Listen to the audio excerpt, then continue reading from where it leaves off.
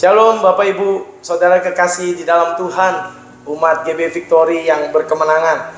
Kita jumpa dalam Victory's Devotion pagi ini, mau bersaat teduh bersama untuk terus merenungkan kebenaran firman. Sebelum kita memulai saat teduh kita, mari kita satu dalam doa.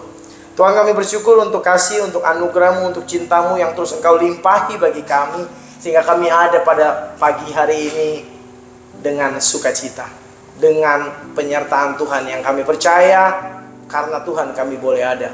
Tuhan, pimpin kami untuk merenungkan kebenaran firman-Mu, untuk bersaat teduh, untuk membawa kami semakin kuat di dalam Tuhan, untuk kami berani dan memiliki kekuatan untuk hidup benar di tengah dunia yang tercemar. Terima kasih Tuhan, kami siap dengar kebenaran firman dan kami siap bersaat teduh bersama dengan Tuhan. Dalam nama Yesus kami berdoa bersyukur. Haleluya. Amin. Haleluya. Bapak Ibu Saudara yang kekasih di dalam Tuhan, pagi ini kita jumpa dalam devotion kita di bulan September dengan tema berani hidup benar di tengah dunia yang tercemar. Haleluya. Saudara yang kekasih, saya terus mengingatkan tema kita di 2024 adalah barang siapa menang. Dan kita adalah orang-orang yang mau terus berkemenangan di dalam Tuhan. Dan kita mau meraih kemenangan itu dengan berani hidup benar di tengah dunia yang tercemar. Oleh sebab itu Bapak Ibu Saudara yang kekasih, adik-adik teens dan youth yang saya kasihi, pagi ini kita mau bahas satu tema, satu judul renungan, kekuatan untuk hidup benar. Ya, seperti tema kita di bulan September ini, kita mau berani hidup benar di tengah dunia yang tercemar. Nats saya ambil dari Kisah Para Rasul pasal yang pertama ayat yang ke-8 yang berbunyi demikian.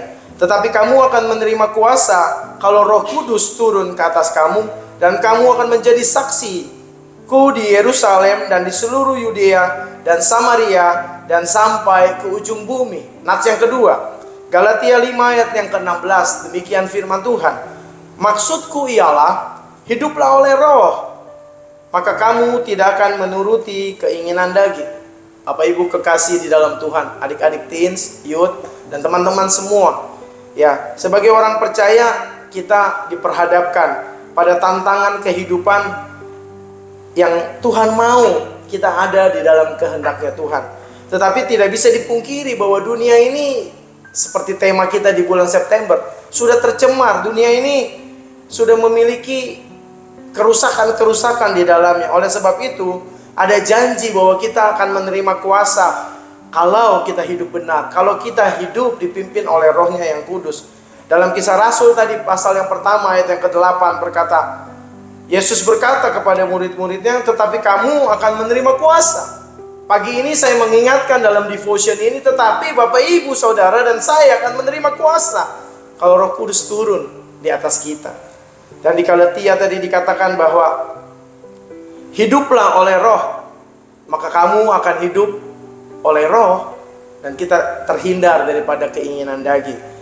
Ada beberapa poin yang saya mau sampaikan untuk kita renungkan pagi ini, untuk kita hidup berani atau kuat hidup di dalam kebenaran. Yang pertama adalah kekuatan dari Roh Kudus. Ya, kita ambil dari Kisah pasal yang pertama ayat yang ke-8. Yesus tidak pernah meninggalkan saudara dan saya. Dia naik ke surga tanpa pertolongan, tetapi dia memberikan Roh penolong, yaitu Roh Kudus, yang memampukan saudara dan saya untuk hidup dalam kehendaknya Tuhan.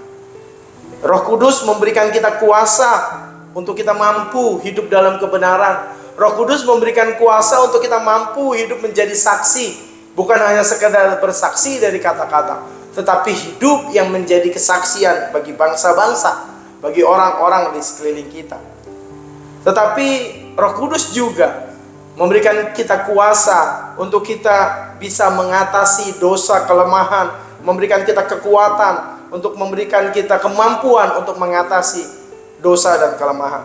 Dalam setiap pergumulan hidup kita, kita tidak sendiri, ada kekuatan Roh Kudus yang menjadi sumber energi dalam kehidupan kita, yang melampaui fisik, yang melampaui akal, yang melampaui kekuatan kita. Oleh sebab itu, ayo hidup dipimpin oleh Roh Kudus. Ada kekuatan dari Roh Kudus dalam hidup kita. Poin yang kedua, kita harus hidup oleh Roh. Dalam Galatia 5 ayat yang ke-16 dikatakan tadi, Paulus mengajarkan kita melalui ayat ini untuk apa? Untuk kita hidup di dalam Roh. Hidup di dalam Roh berarti tunduk kepada pimpinan Rohnya yang kudus. Hidup di dalam Roh berarti hidup selaras dengan kehendaknya. Dan kita selalu memiliki pilihan. Mau hidup memiliki ketaatan kepada daging, mau hidup memiliki ketaatan kepada Roh. Dan tatkala kita hidup menurut Roh, berarti kita hidup menuruti kehendak-kehendak daripada Rohnya yang kudus. Yang sudah pasti kehendaknya adalah melakukan kebenaran firman. Karena Roh Kudus, Yesus Allah adalah satu. Itu firman yang menjadi manusia di dalam Rohnya yang kudus. Haleluya. Kita harus mementingkan kepentingan Roh daripada kepentingan diri.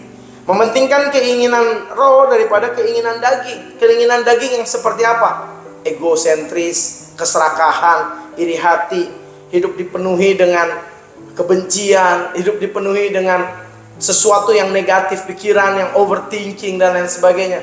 Tapi kalau kita hidup menurut pemimpinan Roh Kudus, kita akan hidup dengan tenang. Kita akan meletakkan percaya kita kepada Allah yang luar biasa. Seperti kita tahu bahwa hidup dipimpin oleh Roh adalah kita melakukan buah Roh Kudus. Buah Roh Kudus seperti apa? Seperti kasih, sukacita, damai sejahtera, pengendalian diri, dan lain sebagainya. Mari hidup dipimpin oleh Roh. Poin yang ketiga, pembebasan dari perbudakan dosa. Apa hubungannya? Penting sekali kalau kita hidup, mau hidup tadi dipimpin oleh Roh, hidup tadi kita memiliki keberanian atau kekuatan hidup untuk benar, kita harus hidup. Kita harus hidup lepas dari perbudakan. Seperti tema kita di bulan lalu, merdeka. Haleluya. Kristus memanggil saudara dan saya untuk hidup bebas. Hidup bebas bukan hidup bebas kembali melakukan dosa. Hidup bebas melakukan seenaknya segala sesuatunya. Tetapi dosa yang seringkali menjerat kita dalam satu kebahagiaan semu, kebahagiaan yang palsu, yang tidak real, yang tidak nyata. Tapi kita menang di dalamnya. Dan kita bebas tatkala kita datang hidup dalam kebenaran. Tatkala kita datang kepada Kristus yang adalah jawaban. Melalui kekuatan Rohnya yang kudus, kita bebas bukan hanya dari hukuman dosa, tapi kita bebas dari kuasanya, bebas dari intimidasinya. Dengan kuasa Roh Kudus ini, kita mampu dibebaskan untuk memilih hidup dalam kebenaran, untuk memilih melakukan kebenaran daripada melakukan keinginan daging atau dosa itu sendiri. Oleh sebab itu, kita, saudara dan saya, tidak lagi menjadi budak dosa, tapi bebas merdeka dan menyatakan kita mau menjadi alat di tangannya Tuhan, menjadi hamba-hambanya Tuhan. Haleluya. Kesimpulan yang saya boleh simpulkan dari renungan kita pagi ini adalah kekuatan untuk hidup benar tidak datang dari saudara dan saya, tidak datang dari kekuatan kita sendiri, tidak datang dari seorang Anes, tidak datang dari pribadi saudara-saudara sekalian, tetapi dari Rohnya yang kudus yang tinggal di hati saudara dan saya tatkala kita menerima Yesus Kristus sebagai Tuhan dan Juru Selamat. Dia hadir dan Dia memberikan kekuatan, penyertaan dalam hidup kita semua. Saat kita menyerahkan hidup kita, saat kita mau dipimpin oleh Rohnya yang kudus, tatkala kita nggak mau ngandalin kekuatan kita sendiri, kita akan melihat satu perubahan yang drastis seperti seorang Paulus, perubahan yang luar biasa tatkala dia dipimpin oleh Rohnya yang kudus. Demikian jadi dalam hidup kita tatkala kita mau andalkan kekuatan Roh, bukan kekuatan pribadi. Kita akan melihat perubahan nyata dan karakter dalam hidup kita pribadi, lepas pribadi. Sehingga kita bukan sekedar merdeka, tapi kita boleh jadi berkat. Dan kita boleh memerdekakan mereka-mereka yang belum lepas, belum merdeka. Haleluya. Mari Bapak Ibu Saudara sekalian, adik-adik teens yang Tuhan Yesus kasih, yang saya kasih, mari kita mengandalkan kekuatan Rohnya yang kudus every day, setiap hari, di setiap lini kehidupan kita. Ketika godaan datang, ketika ancaman bahkan datang, ketika ketidaknyamanan datang, Jangan bersandar kepada kekuatan kita, kepada power kita, kepada kemampuan, pengalaman kita. Tetapi ingat, ada janji Tuhan bahwa kita akan menerima kuasa Roh Kudus kalau Roh Kudus itu turun di atas kita. Oleh sebab itu, hidup di dalam Roh Kudus, dan dunia akan melihat terang Kristus melalui hidup saudara dan saya. Haleluya. Kita satu dalam doa. Kami bersyukur Tuhan untuk devotion malam ini. Kiranya Roh Kudus pimpin kami, menjadikan kekuatan kami untuk hidup benar di tengah dunia yang tercemar. Dalam nama Yesus, haleluya, amin. Sampai jumpa dalam devotion selanjutnya. Haleluya.